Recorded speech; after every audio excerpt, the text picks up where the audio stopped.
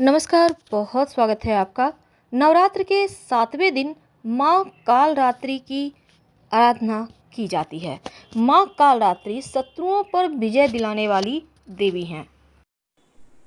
माँ दुर्गा की उपासना करने से व्यक्ति के सोचने और फैसला लेने की जो शक्ति है वो अद्भुत हो जाती है। उनका तरीका बेहतर हो जाता है और वो इतने जागृत हो जाते हैं कि वो जिस दिशा में भी आगे बढ़ना चाहें उसी दिशा में पॉजिटिव और आगे बढ़ने के राह मिलने लगते हैं। तो स्वयं बड़ी से बड़ी समस्याओं का हल निकालने में वो सक्षम हो जाता है। माँ कालरात्रि की आराधना नवरात्र के 7वें दिन की जाती है। माँ कालरात्रि कौन है, उनके बारे में तमाम बातें जारी है। कैसे उनको मनाएं, क्या भोग लगाएं और उनके पसंदीदा पुष्प कौन से हैं, कौन से मंत्र हैं, आइए जानते हैं विस्तार से। एक बहुत बड़ा दानव था रक्त बीज।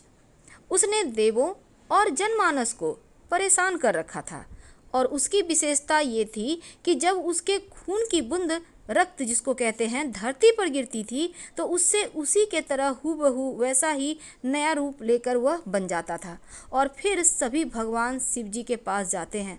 शिव जी को पता था कि देवी पार्वती ही उसे खत्म कर सकती हैं और शिव जी ने देवी से अनुरोध किया।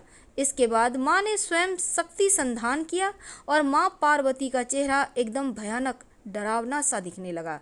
फिर जब वो एक हाथ में से रक्त बीज को मार रही थी तभी दूसरे हाथ में एक मिट्टी का पात्र खप्पर में से झेल लेती थी, यानी कि रक्त के बूंदों को जमीन पर गिरने ही नहीं देती थी और उन बूंदों को मिट्टी के खप्पर में ले लेती थी और पीने लगी।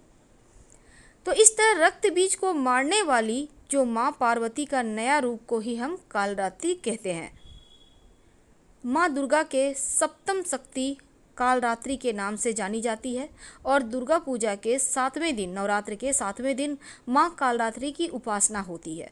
माँ कालरात्रि दुष्टों को, असुरों को मारने वाली हैं और सेल्फ एनर्जी संधान करने वाली हैं। इसी एनर्जी के अंश को आशीर्वाद स्वरूप माँ अपने भक्तों को देती हैं। अब नाम से ही पता चलता है कि माँ दुर्गा की यह 7वीं शक्ति कालरात्रि हैं, जिनके शरीर का रंग घने अंधकार की तरह एकदम काला है और इनका रूप भयानक है। सिर के बाल बिखरे हुए हैं और गले में विद्युत की तरह चमकने वाली माला है। इनकी सवारी गदर्भ यानी गधा है। अंधकार में स्थितियों का विनाश करने वाली शक्ति है माँ कालरात्रि और काल से भी रक्षा करती हैं। माँ के 3 नेत्र हैं और तीनों ही नेत्र ब्रह्मांड के समान गोल हैं। इनकी सांसों से अग्नि निकलती रहती है, गंधर्व की सवारी करती हैं। ऊपर उठे हुए दाहिने हाथ में की जो मुद्रा है भक्तों को वर देती है और दाहिने हाथ की तरफ नीचे वाली मुद्रा अभय मुद्रा में है। बाएं तरफ के ऊपर वाले हाथ में लोहे का कांटा है और नीचे वाले हाथ में खड्ग है। इनका रूप भले ही भयंकर हो लेकिन यह सदैव शुभ फल देने वाली माँ है, इसीलिए इनका नाम शुभंकरी भी है।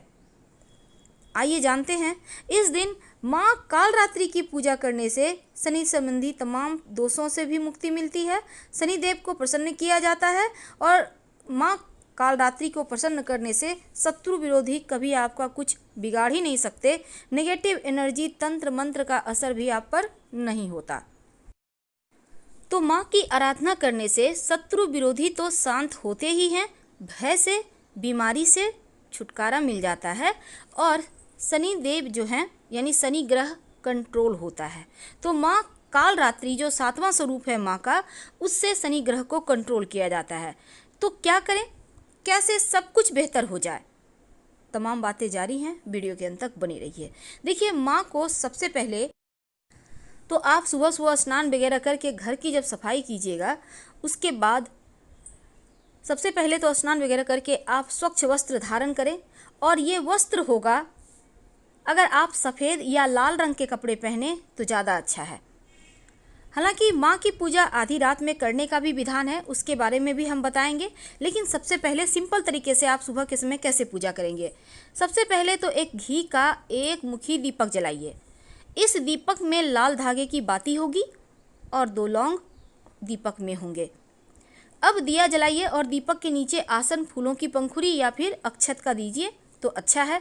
अब माँ को लाल पुष्प यानी लाल गुड़हल के पुष्प अति प्रिय हैं। नवरात्र में किसी भी दिन अगर लाल गुड़हल की पुष्प की माला आप माता रानी को पहना दें तो बड़े से बड़े शत्रु विरोधी भी शांत होते हैं और जीवन में उन्नति के मार्ग खुलते हैं।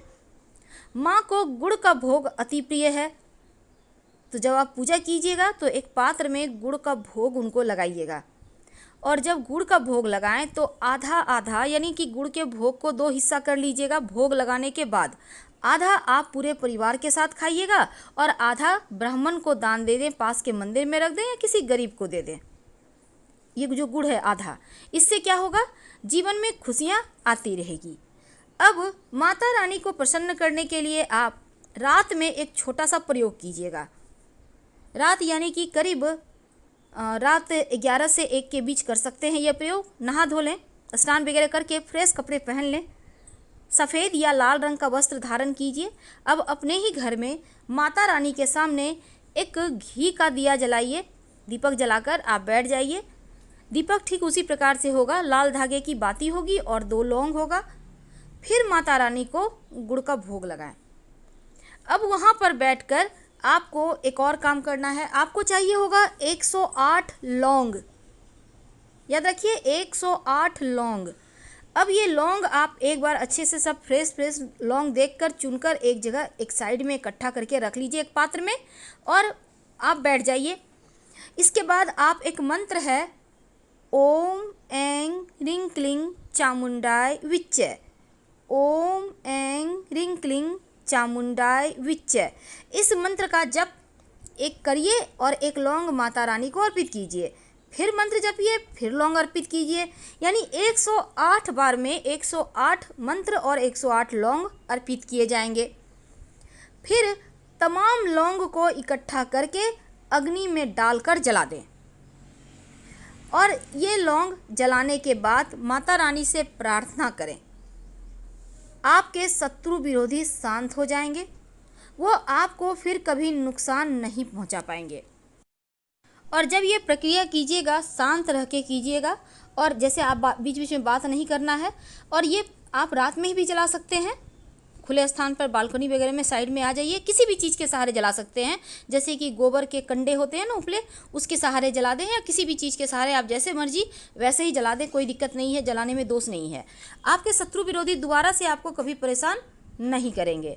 और एक और चीज़ है, देखिए कभी कभी क्या होता है, दुश्मन कुछ ज़्यादा ही परेशान करते हैं, तब ऐसे में कभी ऐसा भी होता है कि आपका शनि बिगड़ा हुआ है, अब आपका नौकरी व्यापार में परेशानी आ रही है, जीवन में कदम कदम पर बाधाएं हैं, हो सकता है 7.5 ढैया आप पर चल रही हो, अब आप परेशान हैं। तब इन समस्त परेशानियों से, बाधाओं से, पीड़ाओं से मुक्ति पाने के लिए आप माँ काली को गुड़हल का पुष्प अर्पित करें। ये प्रयोग आप कभी भी कर सकते हैं, सुबह में, शाम में, जो अब प्रयोग हम आपको बताएंगे कभी भी कर सकते हैं, आप अपनी इच्छा अनुसार समय चुन लें। तो माँ काली को आप गुड़हल का पुष्प अर्पित कीजिएगा और फिर एक मंत्र है, ओम क्रीं कालिकाय नमः, ओम क्रीं कालिकाय नमः। इस मंत्र का 108 बार जप करें तो शनिदेव से संबंधित जो भी दोष है, जो भी पीड़ाएं हैं, वो शांत हो जाएगा। आपको दोबारा से परेशान शनिदेव नहीं करेंगे। और शनिदेव के भी मंत्र का इस दिन जप करने का विधान है ताकि आपका शनि बेहतर रहे और माँ के कृपा से शनिदेव का आशीर्वाद भी आप पर मिलता रहे। तो शनिदेव का मंत्र है, ओम शं शनिश्चराय नमः, ओम शं शनिश्चराय नमः। इस मंत्र का भी 108 बार जप कीजिएगा, प्रार्थना कीजिएगा, शनि पीड़ा शांत हो जाएगी और जीवन में ढेर सारी खुशियाँ आएंगी। तो ये तो थी 7वें दिन, नवरात्र के 7वें दिन माँ कालरात्रि की पूजा कैसे करें और कैसे उनको मनाएं।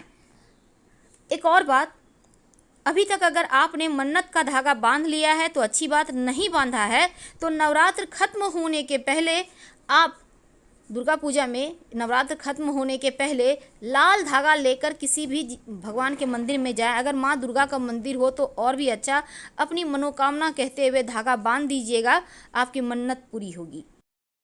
अगर आप नवरात्र में नित्य दिन शाम में या सुबह में आप हवन भी करते हैं तो एक छोटा सा काम कीजिएगा। अगर शत्रु विरोधी ज़्यादा परेशान करे तब जब आप हवन कीजिएगा तो नीम की 2-4 लकड़ी उसमें डाल दीजिएगा तोड़ के, और फिर काले तिल से हवन कीजिएगा। ओम ऐं ह्रीं क्लीं चामुंडाय विच्चे स्वाहा बोलकर शत्रु शांत हो जाएंगे। धन्यवाद, फिर मिलेंगे।